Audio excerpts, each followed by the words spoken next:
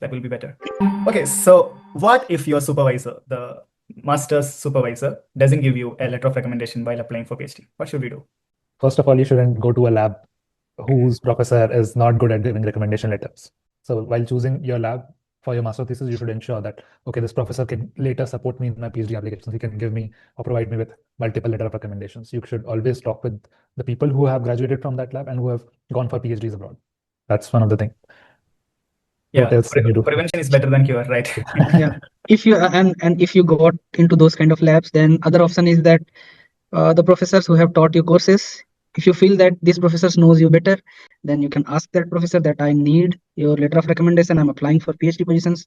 You explain it in a proper manner, then he or she will be happy to give you. That is another option. Also, always do internships, always work in different labs. Yeah.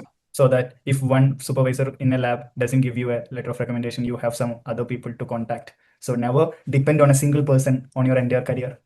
Also, if you don't have any other options right now and you are looking for a PhD position, you can maybe do a small project in some lab for 6 months, 4 months, work with some professor so that you'll have one more option from whom you can ask for a letter of recommendation. I mean, that's the last option if you're not able to get recommendation letter from anyone else.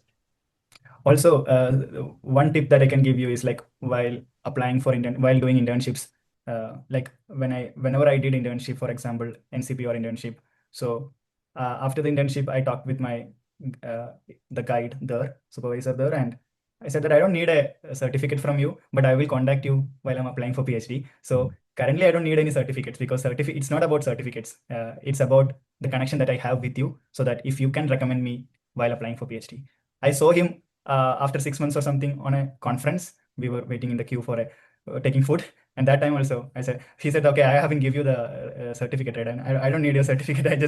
I will contact you while I'm applying for PhD. So you should have this said to your supervisors during internships also. Make it clear that I will contact you.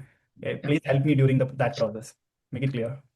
So that's all about letter of recommendation. So it's all about keeping good connection with your supervisor, your mentors, and everyone. Never go to them when you need them. Always keep connections with them initially itself. So don't go to them if you have done an internship in your first year and you have no contact with that supervisor or guy. And after 5 years, you are mailing, hi, doctor, this, I'm applying for PhD. He may not remember you. So keep connected with these people, mail them at least once in a year, keep a contact with them so that towards the end, they will be there for you to support your application. So that's all.